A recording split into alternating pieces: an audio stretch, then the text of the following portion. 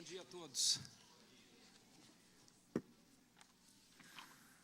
Uma vez que a gente tenha estudado em algum colégio adventista, principalmente se o pai da gente é professor no colégio, de uma maneira geral, as pessoas nos conhecem. Mas a triste parte disso é que muitas vezes a gente esquece das pessoas. E aí quando eles vêm, como aconteceu agora, e você se lembra de mim alguma coisa, a gente tem que engolir seco e dizer, como é seu nome, me lembra um pouquinho, como é que são as coisas. Mas, na verdade, nós somos uma grande família. E eu me lembro algum tempo atrás, quando, indo visitar um amigo na cidade de Atlanta, ele disse assim, já começaram uma igreja brasileira aqui, e ela é pequenininha, ela está funcionando num porão de um lugar desses de comércio, embaixo tinha um porão, realmente muito pequenininha. Aí eu disse assim, será que eu vou encontrar alguém aqui que me conhece, ou que eu conheça? E a primeira pessoa, eu saí do carro, entrei, quando eu olhei, estava o Jair, meu colega de classe no IASP. Eu digo, não é possível, não é possível que nesse canto do mundo aqui, numa cidade do tamanho de Atlanta, eu fosse encontrar alguém. Mas eu quero dizer para vocês que é um grande prazer, quando a gente encontra amigos. E, logicamente, se a gente tem inimigos, provavelmente eles estejam se escondendo disso. Mas nós somos uma grande família. E, antes de eu começar a mensagem nessa manhã, eu queria mostrar alguma coisinha para vocês de onde nós moramos. Durante um tempo na minha vida, eu trabalhei em Ruanda, depois trabalhei na Tanzânia, vários percalços na vida. E há 5 anos atrás, eu e minha esposa aceitamos o chamado para trabalhar em Malawi. Eu era médico em Brasília por décadas, eu trabalhei lá. Mas sempre no nosso coração havia a vontade de servir a Deus em algum outro lugar. Isso é uma coisa que talvez seja inexplicável para alguns, mas nós temos que ser missionários na nossa vida. Na verdade, você não precisa ir para longe da sua casa. Você pode ser missionário e deve ser missionário muito perto de onde você mora. Mas Deus mandou um pastor. O pastor Maposa um dia foi ficar com a gente por uma semana, estava tendo reuniões na divisão sul-americana, e no último dia, um pouco antes dele sair,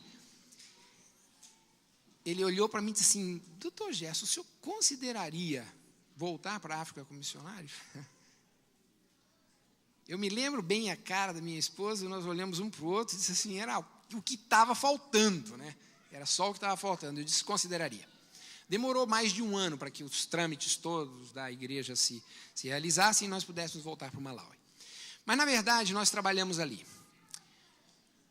Muito diferente do país que vocês vivem. Muito diferente dos Estados Unidos. Não só do ponto de vista cultural, do ponto de vista de língua, do ponto de vista de cor, do ponto de vista de tudo, mas uma coisa é comum. Aonde vocês forem, no sábado, o nome de Deus está sendo louvado. Aonde vocês forem, a lição da escola sabatina está sendo estudada. Aonde vocês forem, existe um vínculo que nos une como igreja no mundo inteiro. E nunca duvidem disso. Esta igreja, por mais vacilante que seja, por mais trôpega que seja, é o objeto do amor de Deus. Então eu queria que o pessoal da mídia me colocasse o primeiro slide aí, ou a primeira foto, slide, olha, sou da época do slide ainda. Melhor ainda do que quando meu pai chamava aquilo de chapinha. Já pensou? Era um negócio, opa, não sei quem conseguiu, esse slide não era meu, o Ita que conseguiu. Para aqueles que não conhecem Malawi, olha, está lá cercado. É um paizinho compridinho do lado de um lago lindo, maravilhoso, de águas cristalinas, de 600 quilômetros de extensão, por 100 e pouco de largura, e o país bordeia todo esse lago. Então, nós estamos ali bem na parte sul, pertinho de Moçambique. Moçambique praticamente abraça. E nós temos muita gente que vem para o nosso hospital que fala português. E o português de Moçambique, eu já fui a Angola, já fui a Portugal, não conheço a Guiné-Bissau, mas de todos esses países, o português de Moçambique é o que mais se aproxima do Brasil. E isso graças às novelas que eles ouvem por lá. Mas ali está ali o Malawi. Eu tenho controle desse negócio aqui? Opa, peraí, deixa eu voltar aqui. Peraí.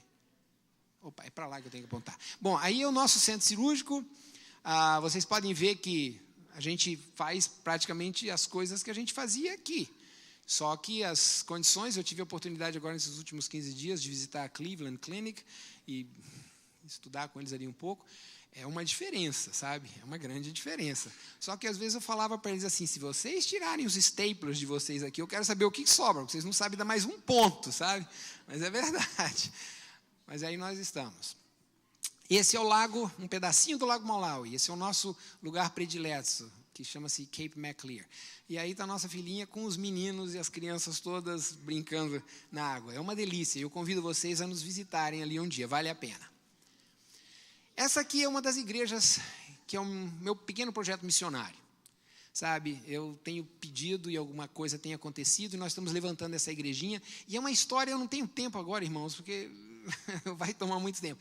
Mas é um milagre como Deus arranja as coisas, sabe? O terreno, o lugar, o pessoal da Maranata estava lá justo na época em que nós estávamos pensando em construir a igreja. Eles doaram, então, o telhado. Foram mais de 800 igrejas que foram construídas no Malawi naquela época. E agora, se Deus quiser, quando eu voltar, muito provavelmente ela vai estar rebocada por dentro já.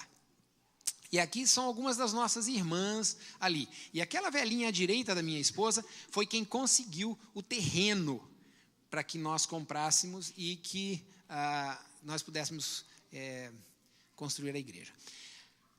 Só um lembretinho aqui. A gente sempre tem que fazer trabalho missionário e uma vez que você tenha isso no coração, isso não escapa de você. Essa irmãzinha aí com aquelas outras velhinhas, elas não têm roupa para ir sábado na igreja. E vocês vão ver que no Malawi as mulheres têm uniforme. Isso não é porque para igualá-las, não é porque elas não têm roupa mesmo para ir para a igreja. Então elas têm que ter um uniforme para fazê-las todas apresentáveis, porque elas senão se sentem vontade na igreja com os trapos que elas têm. E essa senhora diz assim, irmã, falando a minha esposa, a única coisa que a gente quer aqui é que vocês providenciem para nós um uniforme. E aqui está meu repto para vocês. Quem quiser doar um uniformezinho para elas, está aqui o pedido. Esses são os menininhos que estavam ali, e eu me lembro que esses são os menininhos da nossa escola sabatina, tá? E eles estavam até ensaiando uma musiquinha naquela época lá. Isso foi no dia que nós fomos em que estávamos terminando a construção. E aí tá, quando eles estavam, não sei quem podem ver ali, nós estávamos levantando as paredes, e a coisa é essa.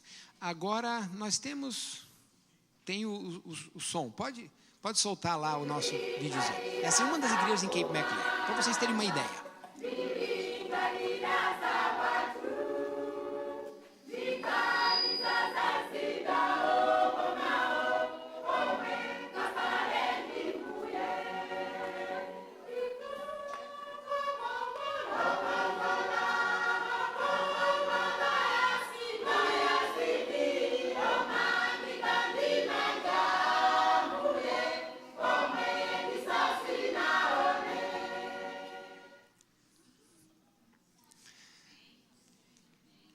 Bom, é aí que nós moramos. Eu peço a Deus que me dê coragem, que me dê sabedoria hoje de manhã para transmitir aos irmãos uma coisa que por muito tempo tem estado dentro do meu coração e de uma maneira geral, quando vocês ouvem alguém falar isso, é porque realmente a mensagem vai ser muito mais importante para ele do que para a igreja. Que Deus esteja comigo. Nós estamos na época da Copa do Mundo. E para mim foi uma surpresa muito grande que ali na Cleveland Clinic, durante os jogos, todo mundo estava assistindo, e os americanos, hein? E torcendo e fazendo os comentários deles, aqueles comentários mais absurdos, segundo eu, aquilo que não entendem nada, né, do futebol. Mas é a época da Copa. E se os irmãos perceberem todos os anúncios de televisão, tudo praticamente gira ao redor da Copa. Assuntos que não têm nada a ver com futebol. Um carro, uma manteiga de amendoim, ou seja lá o que for, eles dão um jeito de colocar a mensagem subliminar da Copa. Por quê? Porque nós vivemos nesse momento agora. E eu era perguntado o tempo todo lá numa loja, você vai estar lá na Copa? Como é que eu digo? Não vou estar lá não, é muito melhor assistir pela televisão. Você pode ver o playback toda hora, e volta, e grava, e faz aquele negócio todo. Mas nós vivemos nessa época. Tudo gira em torno da Copa, futebol. E todo mundo fica sabendo de tudo. A mordida que o fulano deu no outro lá, está no mundo inteiro. todo mundo. Se eu estou falando aqui, tem alguém aqui que não tenha visto? Eu duvido. Ah, não viram. Então vejam. É a terceira que ele dá. Mas esse é o consenso, e esse é o ambiente, é nisso que se fala, é nisso que se pensa, e as prioridades estão voltadas todas para a Copa. O que é que para a nossa vida se torna prioridade? Sobre o que é que nós pensamos, o que é que nós fazemos, como é que nós estamos vivendo no tempo em que nós estamos vivendo? Por que é que eu pergunto isso? Praticamente em boa parte dos capítulos em que a irmã White começa, nos livros dos testemunhos, os 9 volumes dos testemunhos, ela praticamente começa sempre com a mesma frase. Estamos vivendo no mais solene tempo da nossa história. Há alguma dificuldade para os irmãos entenderem o que é solene? Nós estamos vivendo no mais solene tempo da nossa história. Uma época em que tudo é questionado, em que tudo é colocado em dúvida, em que tudo é relativo. Mas, na verdade, esse tempo se torna solene porque ele precede imediatamente a segunda volta de Jesus Cristo. Simplesmente por isso. Agora, por que é que ele se torna solene? Irmãos, se você soubesse hoje que daqui a uma semana o mundo ia terminar, como é que você estaria vivendo? Se torna solene porque nós estamos muito perto de entrarmos na eternidade. É por isso que se torna solene. E muitos de nós não têm essa ideia. Na época da Segunda Guerra Mundial, Churchill mandou fechar os cinemas da Inglaterra. E quem tem a oportunidade de ver os documentários da Segunda Guerra Mundial, por que a Inglaterra se achava fora do alcance de Hitler? Eles estavam sendo bombardeados. A cidade estava sendo destruída, as crianças haviam sido evacuadas para o campo, mas ainda assim, durante as noites, as pessoas queriam se divertir. Existiam os bailes, existiam os cinemas, existia esse tipo de coisa, até que um dia Churchill resolveu fechar os cinemas. E houve um alarme geral, mas por que isso? Ele disse assim, eu não posso permitir que neste tempo em que os filhos dessa nação estão morrendo na guerra, vocês estejam arrastando os pés e estão indo se divertir. Vocês têm que pensar, vocês têm que agir como se nós estivéssemos em guerra. Essa era a resposta. Não que fosse errado segundo ele. Não que você não tenha direito de se divertir. Não que você não tenha direito de fazer o que você queira. Mas o tempo de agora é quando os irmãos, os pais, a família de vocês está morrendo ali na guerra. Então isso não te dá o direito de viver como você está vivendo. Nós vivemos num tempo solene. Isso não nos dá o direito de vivermos como nós queremos. O que representa isso? Quando nós falamos a respeito da vinda de Cristo, irmãos, existem somente 2 coisas que podem acontecer. Somente 2 coisas. Ou você vai ser salvo, ou você vai morrer. Não existe uma outra possibilidade. Eu tive o desprazer de começar a olhar um filme da Arca de Noé que foi lançado há pouco tempo. E, irmãos, eles acharam um jeito de encontrar um cara. Misturaram a história de Ló, misturaram coisa. Chegou na metade do filme, eu não queria ver. Mas aí eu digo, não sabe de uma coisa, senhor? Eu quero vir até o fim, porque eu raramente vejo isso. Eu estava num voo, e é só aí que eu vejo filmes. Eu digo, mas não é possível, eu quero entender isso aqui. Eles acharam um jeito de colocar alguém entrando na arca, sem ser levado pela arca desde o começo. Eu quero dizer para vocês que isso é mentira, tá? Não vai haver uma outra possibilidade. Quando Cristo voltar, só vai haver 2 grupos. Ou você vai ser salvo, ou você vai estar perdido. Por isso a solenidade dos tempos em que nós vivemos. E o que é que nós fazemos? Eu falei hoje de manhã na lição da Escola Sabatina, tudo o que nós fazemos, tudo o que nós pensamos, as nossas prioridades, os nossos pensamentos, as nossas ações, devem ter como pano de fundo a guerra entre o bem e o mal. Se nós perdermos de vista isso, todas as nossas ações passam a ser desculpáveis, tudo que nós fizermos passa a ter uma atividade dúbia, pode ser questionado, não existe nada sobre o que nós possamos discutir. Isso acontece no casamento. Um casamento que não é feito, não é estabelecido em cima de premissas cristãs, e eu sei disso por experiência, não vai durar. A mulher vai ficar feia, vai ficar gorda, o homem vai ficar enjoado, não tem como você, a não ser que seja estabelecido em premissas cristãs. Se você não fizer isso, tudo passa a ser questionável. Tudo pode ser discutível. E isso é na nossa vida. Eu podia chegar aqui hoje e aí pregar ou falar para vocês a respeito de coisas as mais diferentes possíveis. Mas o que é necessário, o que é essencial é que deve ocupar a nossa mente. E é por isso que isso tem me incomodado. Nós não temos mais muito tempo para falar de coisas que não sejam importantes. Nós temos que entender, ó Deus, que essa guerra entre o bem e o mal não diz respeito a nós. Muitas vezes nós nos esquecemos de que o homem não é o centro de tudo isso. É a figura de Cristo. É o caráter dele. É a lei de Deus. É ele que está sendo julgado. Mas ele está sendo julgado através dos atos que nós cometemos. Através do que nós representamos. Através do que o universo inteiro possa ver em nós. Nós nos tornamos testemunhas. Mas não nos esqueçamos de que é ele que está no centro de tudo. Vem a história da redenção. E é para isso, e é isso que nós temos pregado. E é isso que tem pregado todas as igrejas cristãs. Nos chamam de irmãos. E eu tenho uma certa resistência a esse tipo de coisa, sabe? Porque tudo que se prega é basicamente Jesus Cristo, o amor, a salvação, etc. Está errado? Não está. Está certo. Essa é a principal mensagem da nossa igreja. É a salvação pela graça, mediante o sacrifício expiatório de Jesus Cristo na cruz do Calvário. Mas isso pregam todas. O que é que nos faz diferentes? O que é que nos sela como um povo diferente? O que é que nós deveríamos ter de diferente?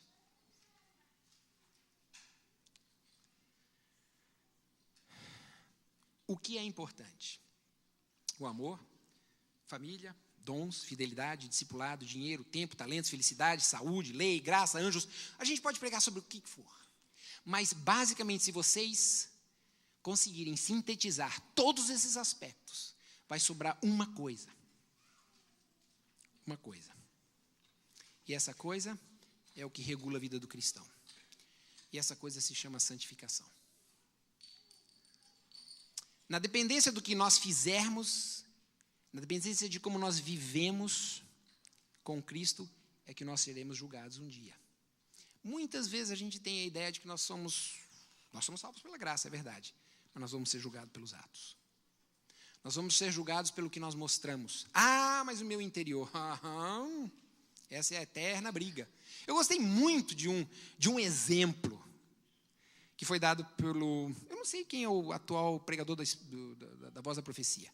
Mas eu achei maravilhoso um exemplo. Ele estava falando a respeito de uma outra coisa qualquer, e a aplicação que eu estou fazendo hoje de manhã é outra, no outro sentido. Mas ele fala o seguinte: você vê aquele camarada todo cheio de corrente, cheio de pontas, cheio de tatuagem, com o cabelo parecendo um Cherokee aqui, todo de preto, de bota preta, tudo ali. Aí você pergunta, o que é você? E ele diz assim, sou sertanejo. Faz sentido? E nós queremos ter a inocência de pensar de que nós podemos viver como nós queremos, agir da maneira como nós agirmos, vestirmos da maneira como nós vestimos, apreciar as coisas da maneira como nós apreciamos, e achar que os outros têm a obrigação de entender de que o nosso interior é diferente. Nós somos aquilo que somos em todos os aspectos, com uma totalidade. E isso representa o processo da santificação. E hoje eu falo àqueles que desejam ter um futuro. Por quê? Vamos nos lembrar de algumas coisinhas que a gente já sabe. Eu não tenho a menor intenção de acrescentar nada de novo à pregação do Evangelho, porque não existe nada de novo. Primeiro, a salvação. A salvação é oferecida a quem? Romanos 10, 9, Atos 16, 31, João 3, 16, 5, 24, 6, 40. Todos eles falam o seguinte: aquele que crê no Filho tem o quê? A vida eterna. Essa é a salvação. Não existe uma coisa diferente. Não existe um caminho diferente. Essa é a base. Nós pregamos também de que, uma vez a pessoa havendo aceitado a Jesus Cristo, a partir daquele momento ele é elegível ao reino de Deus. Esse processo se chama o quê? Justificação. Nós nos tornamos perante Deus justos, certo? A partir daquele momento, nós passamos a ser cidadãos do reino. Mas muitos dos nossos irmãos, entre parênteses, chegam aí. E daí? Você foi e aceitou a Cristo? Você foi justificado? Você foi aceito? E daí?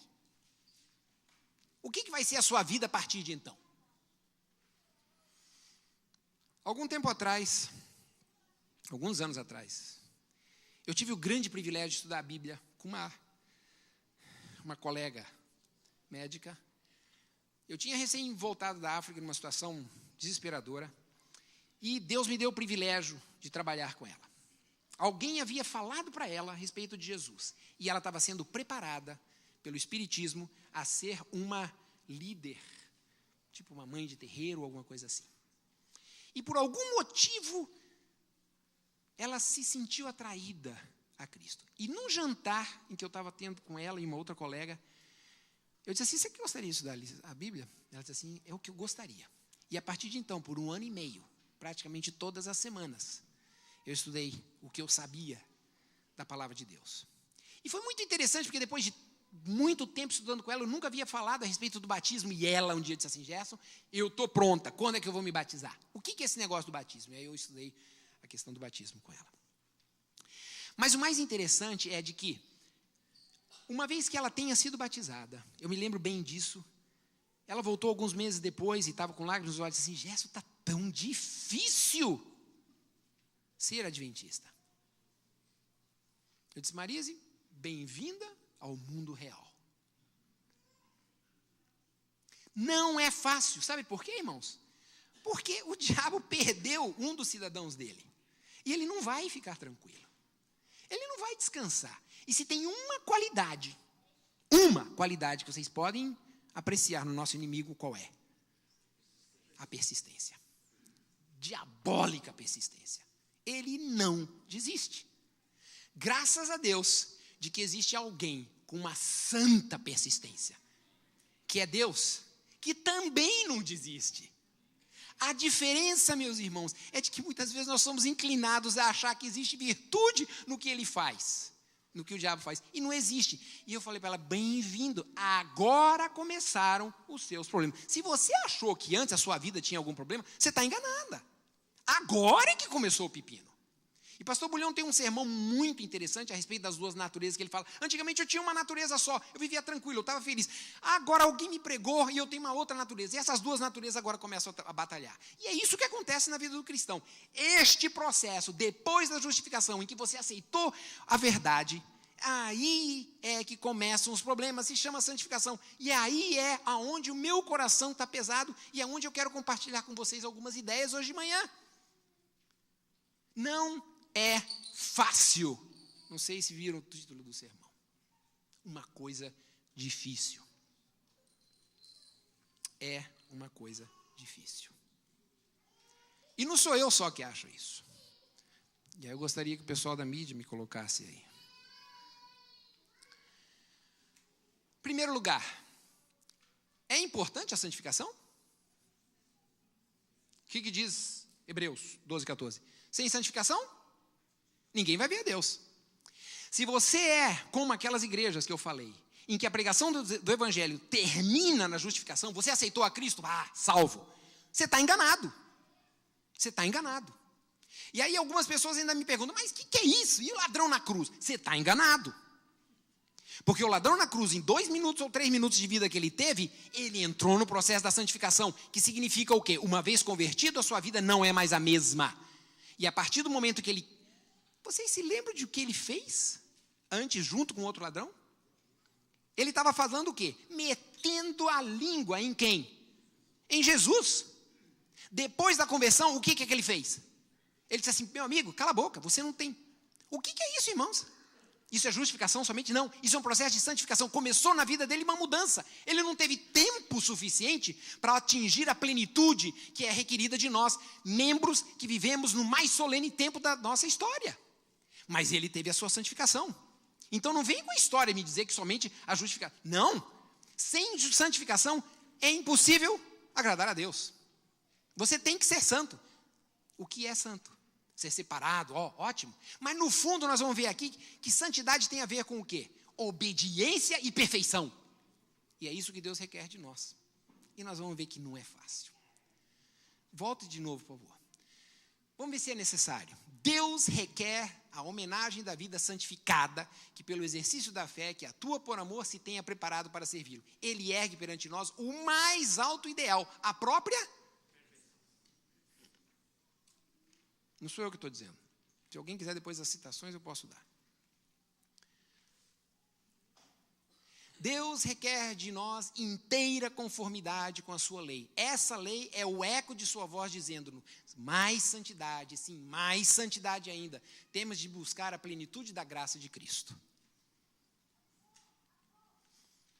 Como Deus é santo em sua esfera, assim deve o homem caído, mediante fé em Cristo, ser santo na sua. Em todo o seu trato com o seu povo, o objetivo de Deus é a santificação da igreja. Ele os escolheu desde a eternidade para que fossem santos. Eu vou parar aqui. É necessária? Não há dúvida nenhuma.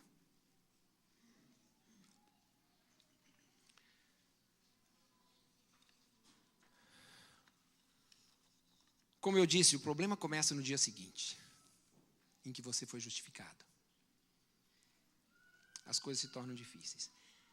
Por que se tornam difíceis? Qual é o conceito de difícil? Existem dois que eu conheço. Pode ser que existam mais. Uma coisa pode ser difícil pela tecnicalidade, pela complexidade, a exigência de habilidade, a dificuldade de compreensão, pelo esforço exigido no aprendizado. Aquilo é difícil. Eu costumo dizer o seguinte, que, para mim, medicina é uma das coisas mais difíceis que existem. Matemática é sopa. Na minha época dizia assim, sopa no mel. É fácil, porque sempre os números vão estar ali. Existe a relatividade. Não estou falando uma coisa geral. É aquilo o resultado. Para nós, irmãos, cada caso é um caso. É tão difícil, sabe? O fulano lá deu errado. Mas por que deu? Tinha tudo para dar certo. Por que deu errado? Não sei. São coisas complexas, são difíceis de serem entendidas. Esse é um aspecto da dificuldade. O outro aspecto se torna difícil pela dificuldade da entrega, da submissão da vontade. E é a respeito dessa dificuldade que eu quero pregar hoje. A história do jovem rico é muito própria nesse sentido. Tecnicamente, tranquilo, perfeito, estava tudo bem. Ele não tinha dificuldade em executar as mais delicadas manobras da obediência à lei, que eram muitas no povo de Israel, nos judeus antigos.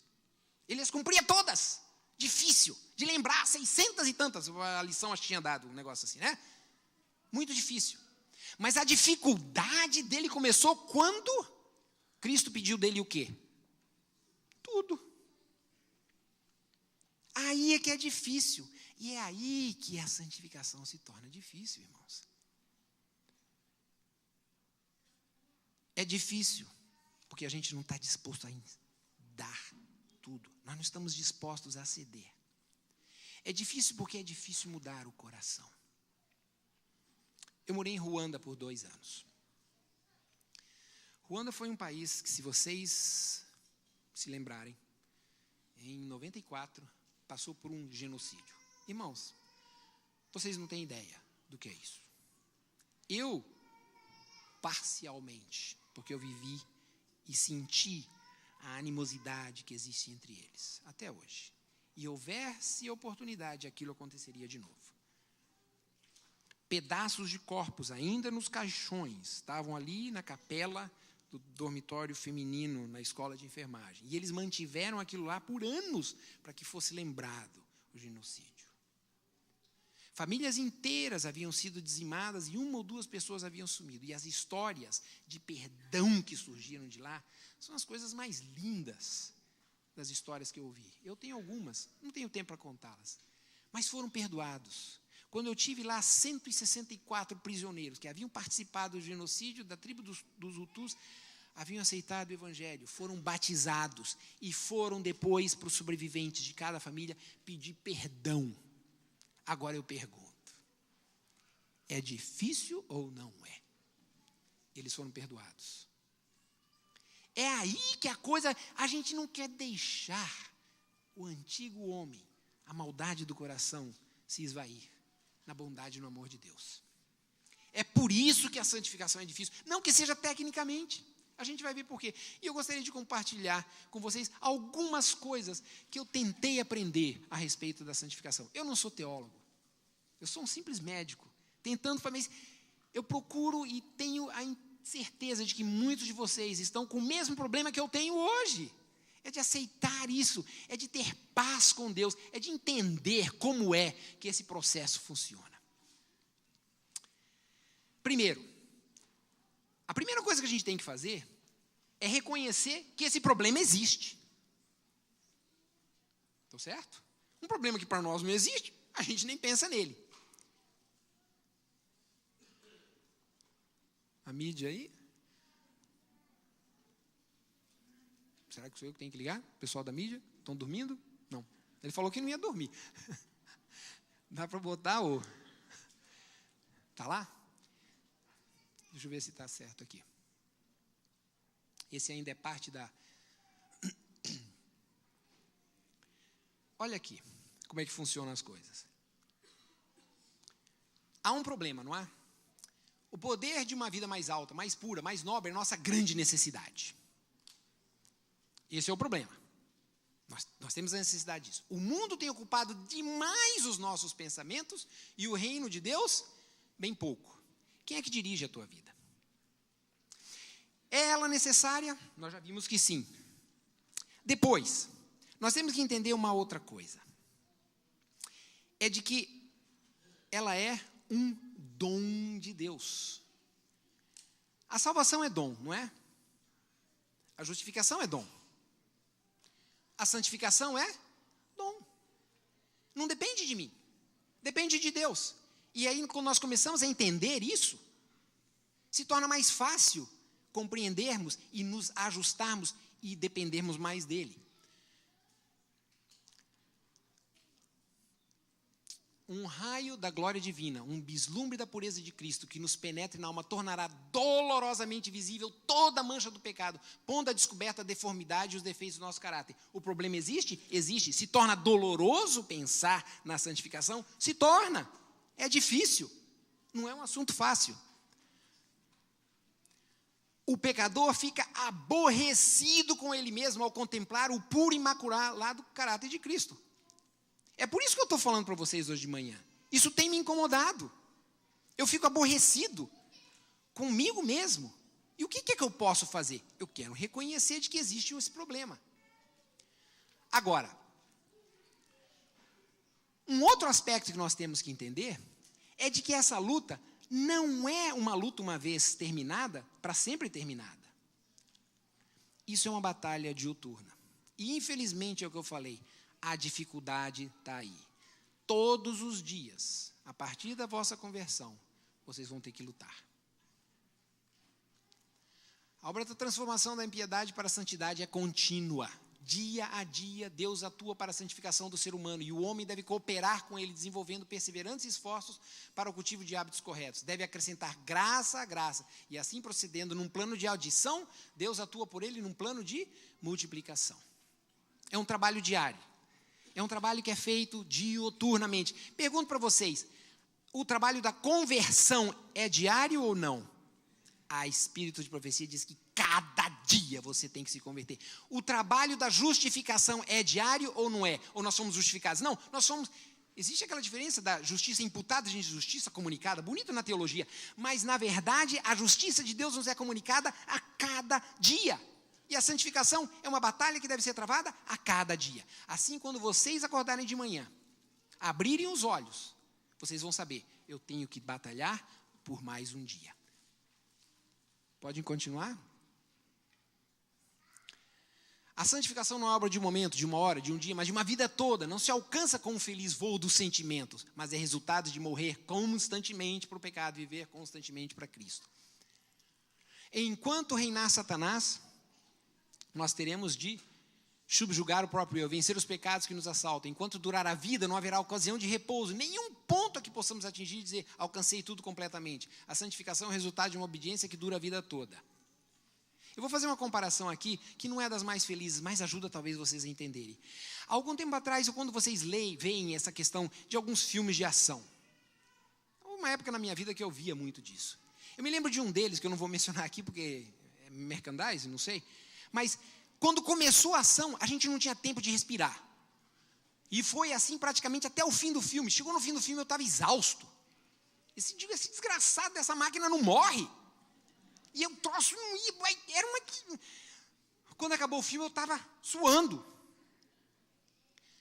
O trabalho da santificação, gente, é mais ou menos assim.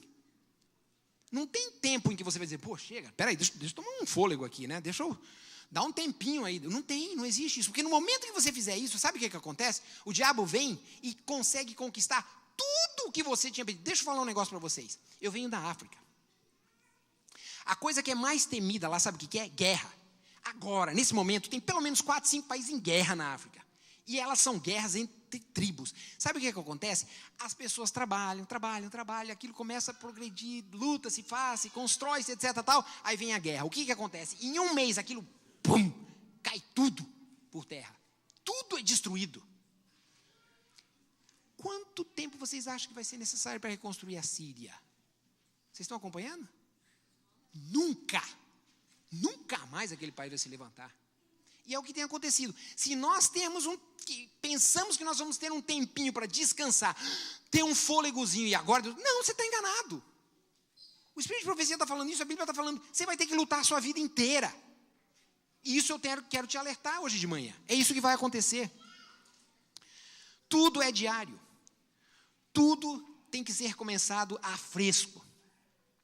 Agora, uma outra coisa que é interessante com relação à santificação.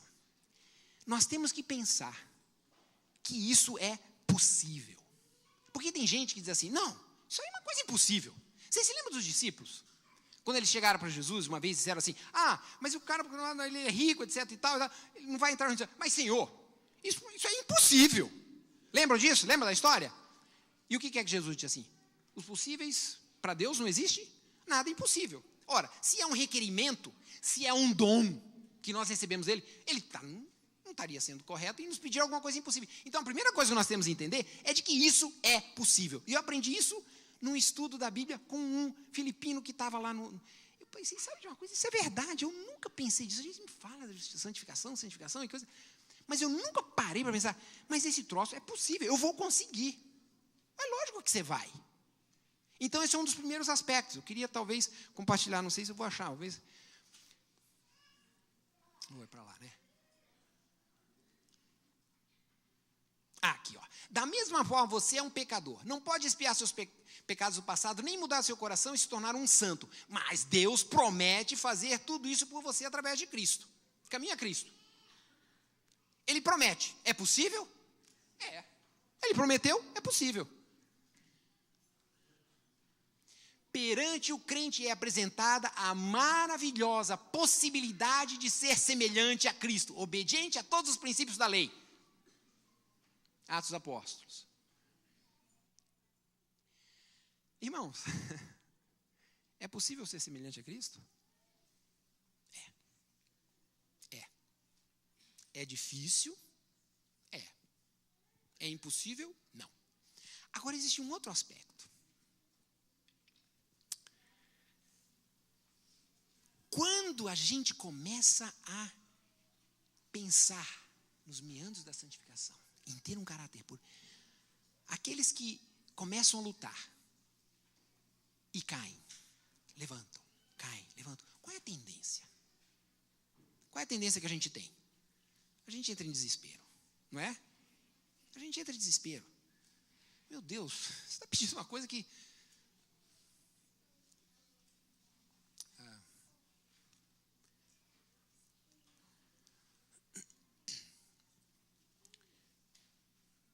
Esse daqui ainda é do passado.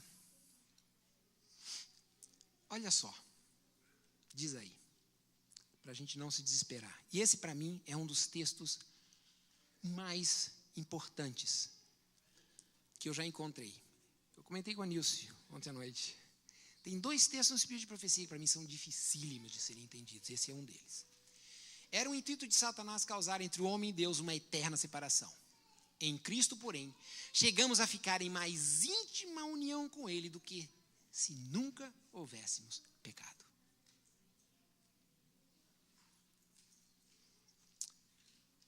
Basicamente,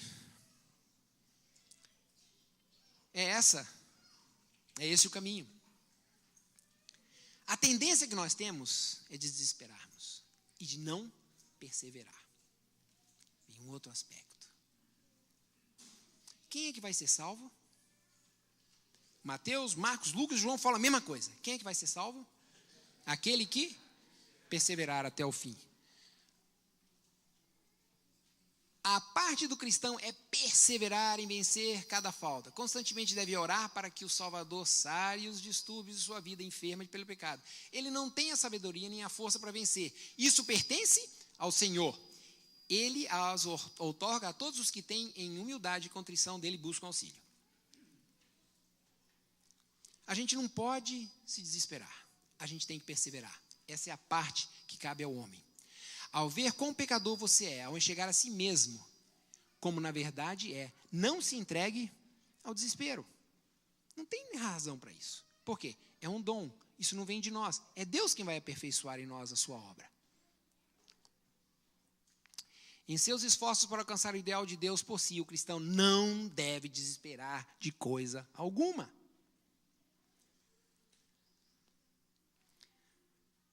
Agora, um outro aspecto que nós nos esquecemos. Muitas e muitas vezes. Eu não sei se acontece com vocês, mas comigo é assim. Sabe, passou uma semana, passou um mês e você se olha. Diz assim, será que eu estou melhor do que ontem? Será que eu estou crescendo no conhecimento de Cristo? Será que eu estou me aproximando mais e mais do caráter dele? Será que realmente a imagem dele está sendo transferida para a minha mente? Será que... E a gente olha para si. Irmãos, é fracasso certo. É fracasso certo. Porque não existe em nós nada que nos recomende a Deus. Não vai ser através das nossas ações. Não vai ser através do nosso esforço que nós vamos conseguir a vitória. É através de Cristo, nós vemos isso. É olhando, volte por favor a mensagem. É olhando para Jesus, o autor e consumador da fé, o qual suportou a oposição dos pecadores contra si mesmo, o crente voluntariamente enfrentará o escárnio e a zombaria. Isso vai acontecer. Você vai olhar para você e você vai ver quantas vezes você caiu. Mas você tem que continuar olhando para Jesus. Deus cumpre sua promessa para com todos aqueles que nele depositam a confiança. Muito bem.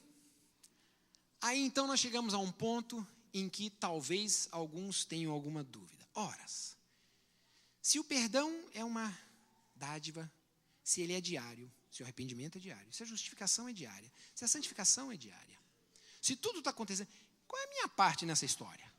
Não é isso? Nós sempre temos a ideia e nós temos uma parte.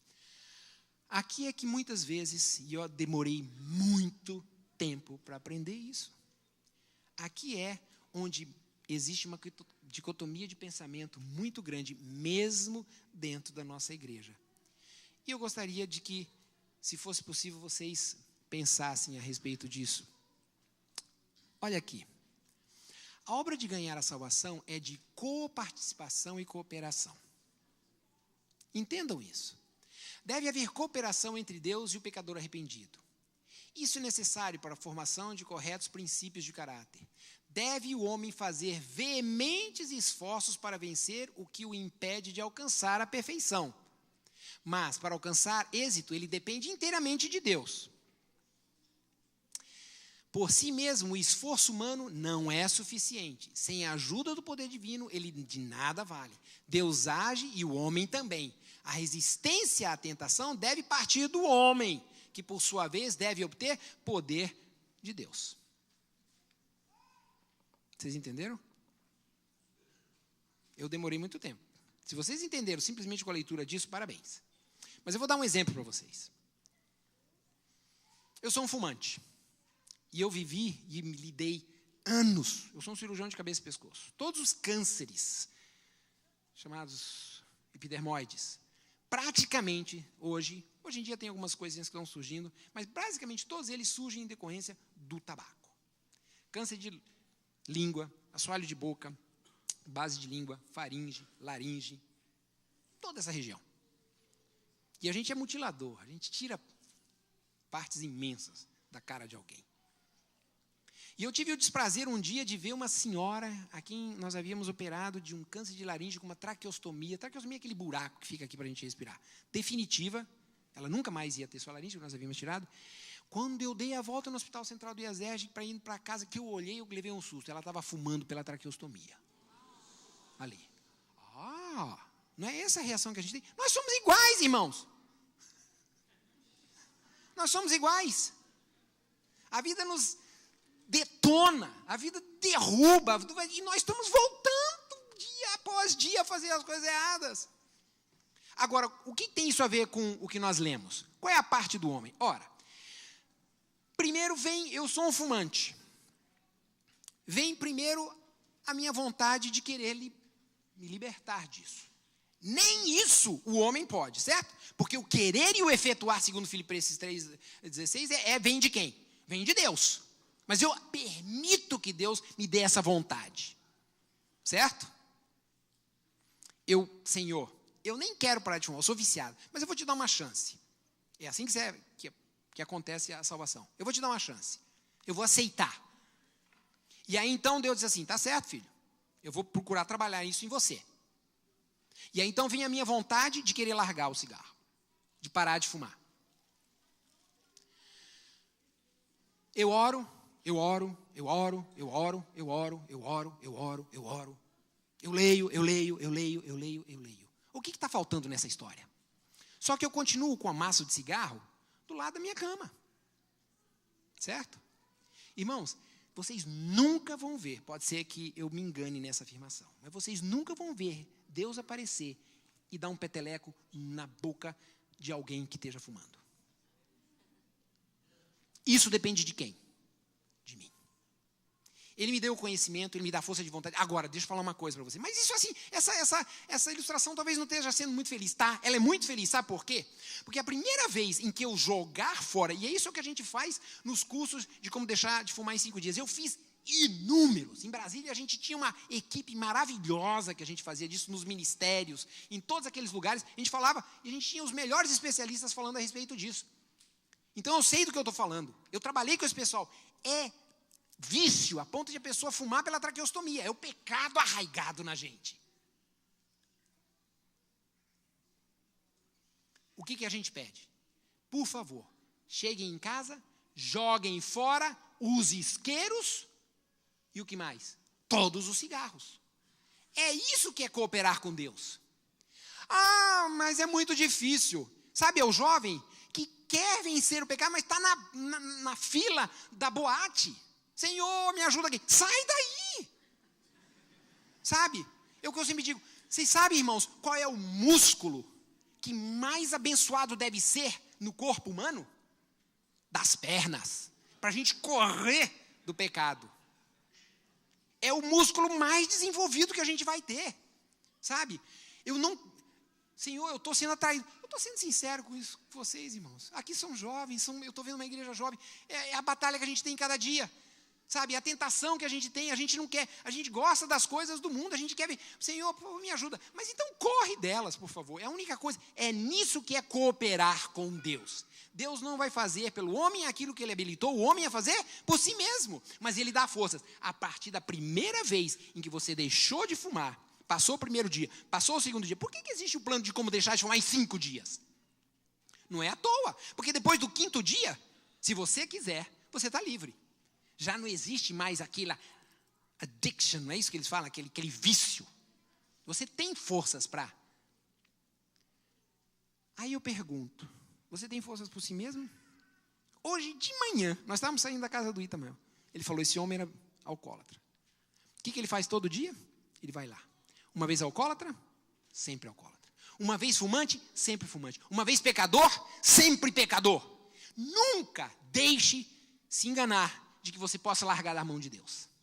Nunca vai haver uma situação em que você vai dizer, puxa, eu alcancei. Não vai. Desse lado da eternidade, não vai haver descanso. Não há descanso desse lado da eternidade. Cooperar com Deus. Cooperar com Deus.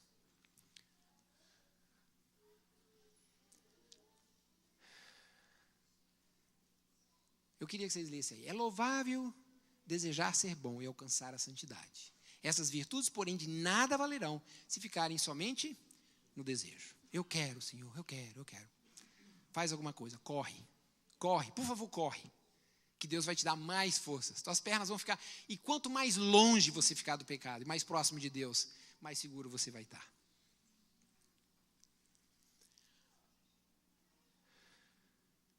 E aí vem a parte final. Volto de novo ao começo da nossa preleção. Um dos grandes problemas que nós temos é de que nós sempre queremos ter um pouquinho de domínio sobre aquilo que a gente faz. A gente sempre quer ter um pouquinho de poder naquilo que a gente faz. A santificação se torna difícil, porque é muito difícil a entrega total. Abrir mão de tudo. E o que é que Deus diz? Aquele que deseja construir um caráter forte e simétrico, que deseja ser um cristão bem equilibrado, deve dar tudo a Cristo e fazer tudo por Cristo, pois o Redentor não aceitará serviço dividido. Não existe, gente, zona cinzenta. É uma coisa que uma vez me perguntaram, um casalzinho da Austrália, e falou, Gerson, você é muito positivista nessas coisas, ou é certo ou é errado. E as zonas cinzentas? Eu digo, aonde? Aonde é que tem zona cinzenta, gente?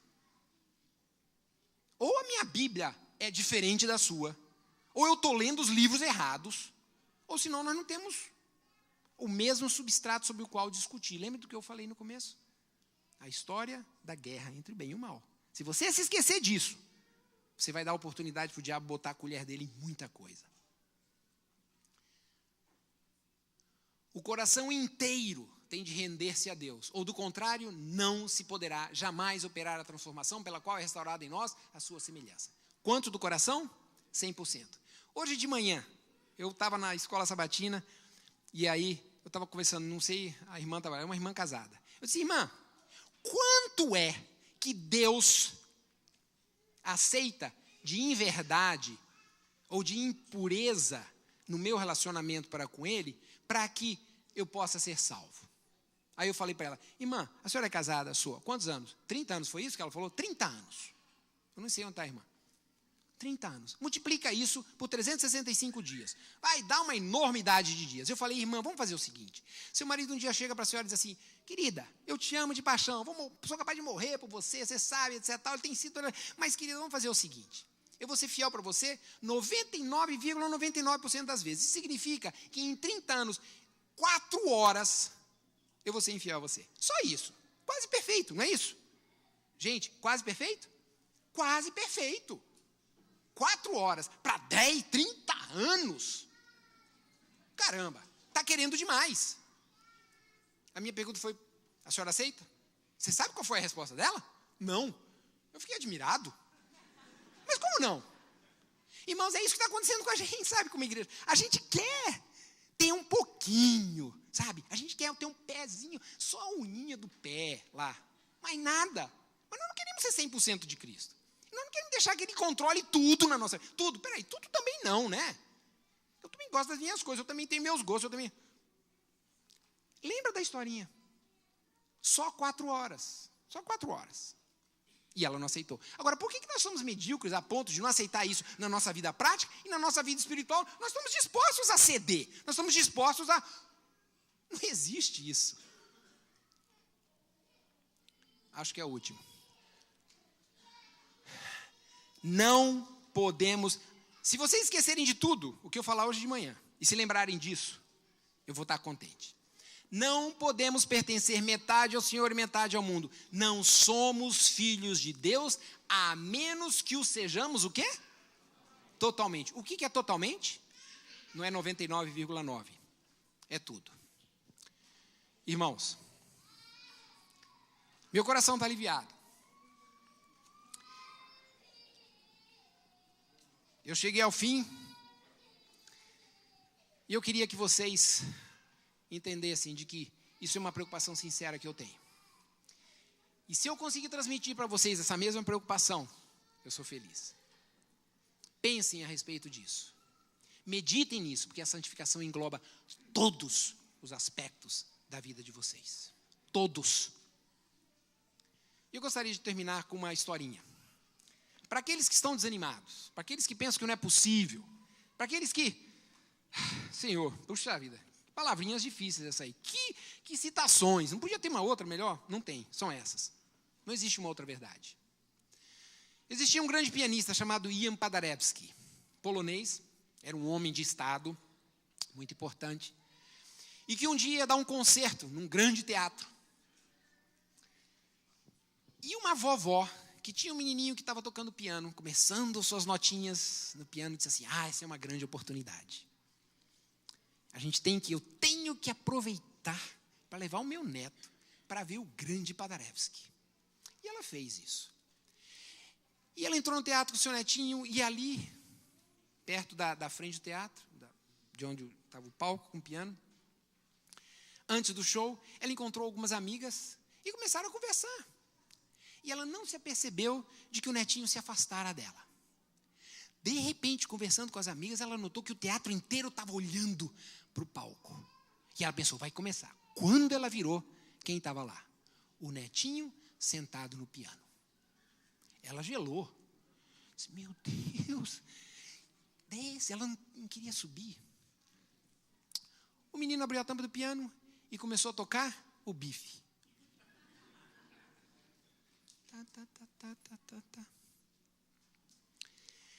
Imediatamente, Paderewski, que estava atrás, percebeu a situação.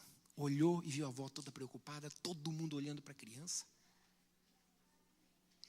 Entrou rapidamente, se colocou atrás da criança e por trás dela começou a improvisar uma melodia maravilhosa. E o menininho se assustou, ele disse assim, não pare, continua, está tudo bem, é bonito, você tá ótimo. E o menino continuou, e ele continuou tocando, foi um sucesso. Isso é o que Deus faz por nós. Nós tocamos o bife, ele toca uma melodia linda, mas nós temos que tocar. Que Deus abençoe cada um.